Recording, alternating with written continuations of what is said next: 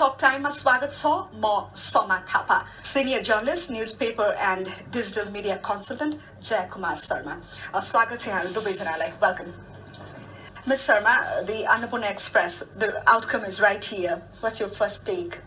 Oh, it's fantastic. It's I looked at in the morning and I found it one of the classy, one of the niche product, which is available in Nepalese market, in Nepali market. I used to go through all the print products, although there are dailies and weeklies, but there are very lesser number of news products, print products, which are in English in Nepal.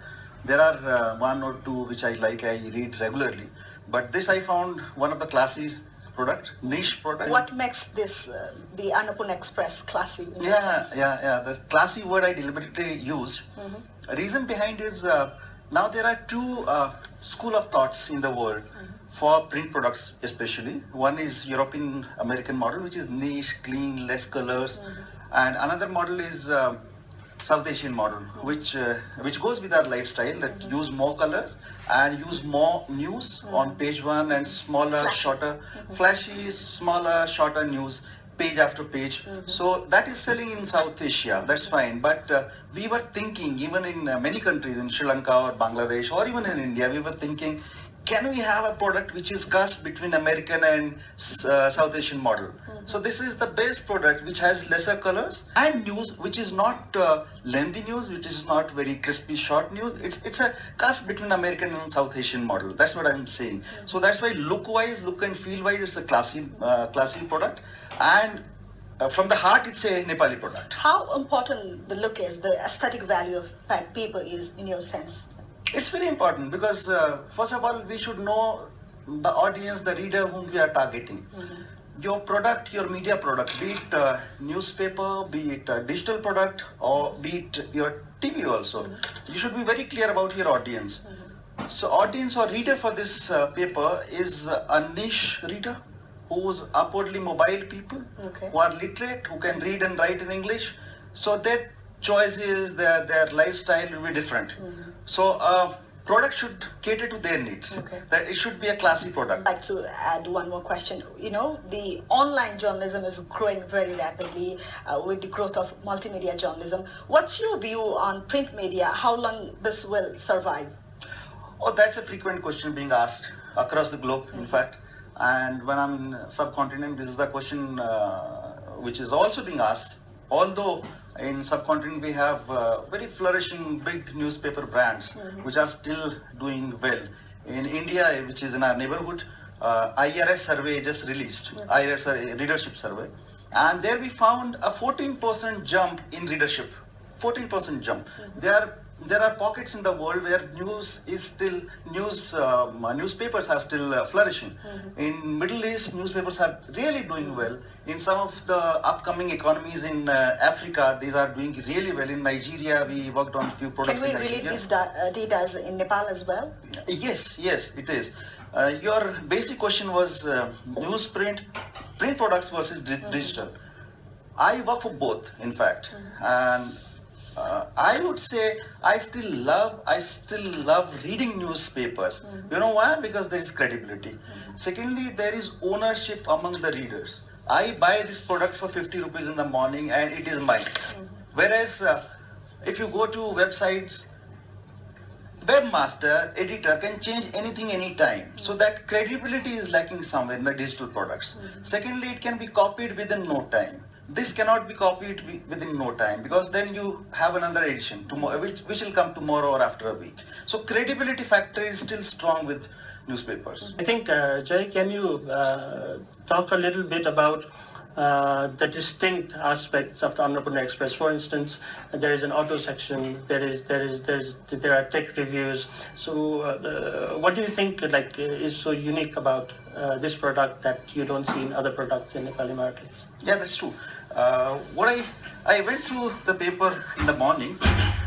The important aspect which I found is it's catering to a reader who, as I said in the beginning, who is upwardly mobile, who did not have a proper platform. It's not only reader, a huge population who reads, write English, not only expats but only Nepali also. Suppose they want to share their views, they want to write in English. They don't know how to write in Nepali, or they are not able to express their thoughts in Nepali. Irish people who are living here, they want to write something, they want to share their views. So they have a platform here, and a niche, clean platform.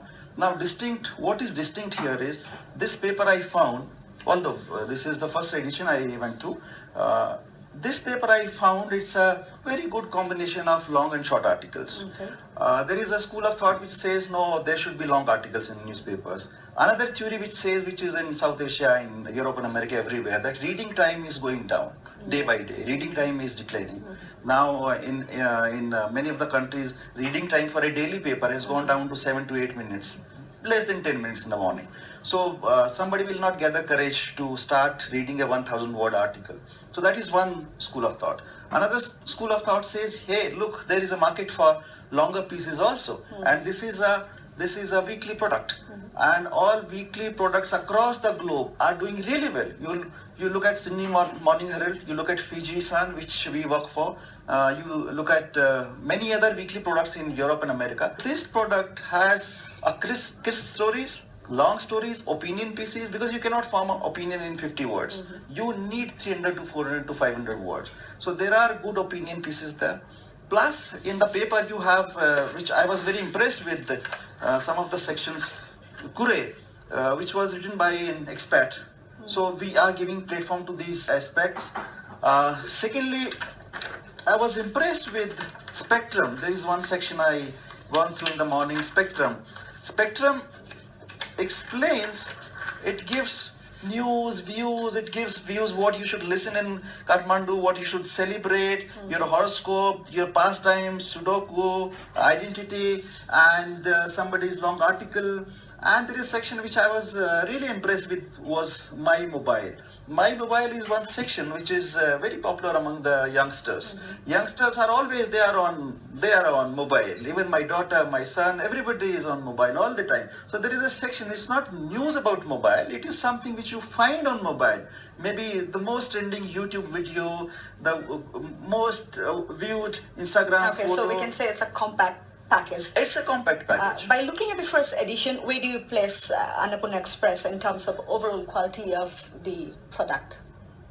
Look, to me, it's one of the best products available in South Asia. I would say available in South Asia, because I have not seen such a clean, good-looking paper, well-structured paper, even in India, in Sri Lanka, in Bangladesh. I was 6 months back. I was in Bangladesh, and their dailies are very good, flourishing dailies there. But quality of content, production quality-wise, even in India, I did not find any product which is so clean, niche, and well-packaged product.